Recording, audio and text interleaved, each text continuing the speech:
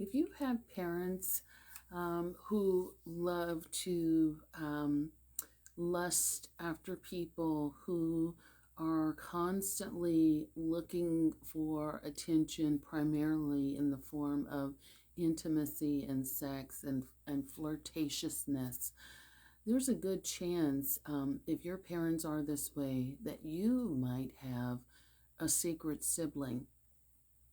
If you don't know that you have a secret sibling, you may very well be that love child. Hi, my name is Dr. Natalie Jones. I'm a licensed therapist. I've been counseling women and men who have experienced abuse, as well as those who have been perpetrators of abuse and other violent crimes. And one of the things I wanted to come on here and talk to you all about today are, and you've heard me talk about parents, lustful parents, and things of that nature, but a lot of times lustful parents have consequences to their actions that result in a child. And a lot of times when your parents are in these relationships and they're fighting over the cheating, the indiscretions, and things of that nature, what they will do is they will, keep that child a secret. They may pretend like that child doesn't exist, or, they will, just sort of stuff it back in their closet, that secret that will never come out until maybe much later. But, a lot of people have indiscretions, sexual indiscretions that result in a secret child. And even when they have a secret child, or a child results from all of their indiscretions, in many cases it's not enough to say, it's not enough to slow them down. It's not enough to make them, reflect and have an epiphany, like, hey, maybe I need to slow down. Maybe I need to focus on dealing with the consequences of my actions. If anything, especially now, what we're seeing more and more are people that actually, it causes an uptick in their behavior, if you will. And now we have these things that we call a breeding fetish, where you have people that are actually turned on by the idea of procreating with someone, and they'll just run around like rabbits and try to procreate with as many people as possible, not worrying about the consequences of their actions, whether it's secret or not.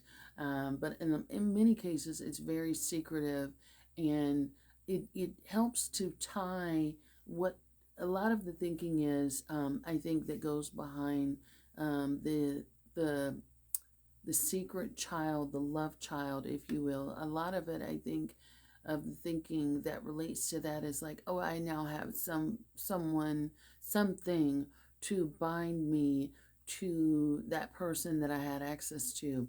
And if I have, a binder to that, then that's going to be somebody that I always have access to. So they may be even thinking in terms of sex when they have this child. There can also be this notion that having this love child makes them appear to be a certain way. So a lot of people who are having indiscretions and acting irresponsibly, a lot of times they're running from something, they're trying to hide, or they're trying to cover something. It may be abuse history, it may be challenges around sexuality, insecurity, and things of that nature. But in a lot of it also comes from poor impulse control. And when you look at poor impulse control in terms of having a secret love child, for me anyway, I'm inclined to believe, based off of my many years of experience of practicing, that there's usually other addictions or other challenges they have as it relates to impulse control outside of sex, and protection.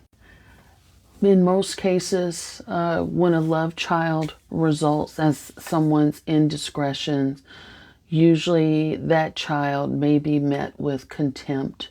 It's very seldom met with love for, on both parties or all parties that are involved. Sometimes they are, but in many cases, you know, the parent may walk away and act like that child doesn't exist. They may ask, particularly I've seen, men who do this. They may ask the woman who they cheated on with if she's willing to take on the responsibility of the love child. There, and I don't know how that works in their mind when they're trying to take the child away from their actual mother and now put it in the hands of their wife or the mother of their other children or something. But it somehow it logically works out in their mind.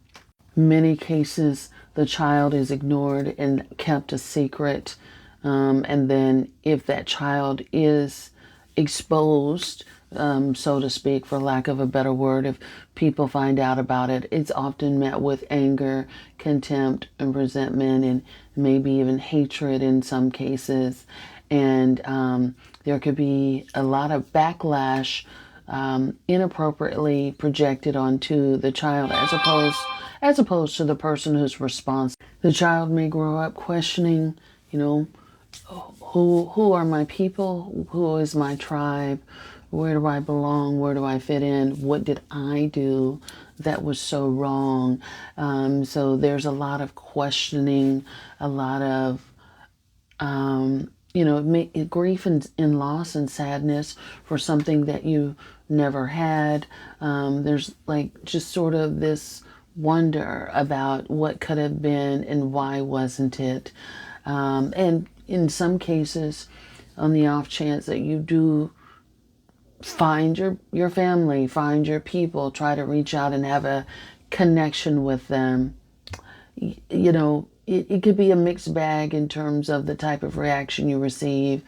Um, you know, you may be met with, so what? Why are you reaching out to me? There's nothing I could do for you, type of thing. You may be met with open arms, but that's a huge gamble. And you're going to be met with a lot of questions. You're going to be met with a lot of judgment about how you came about and things of that nature. So, it could be a sad situation all around in terms of being a love child. But anyhow, let me know what you guys think. Thanks so much.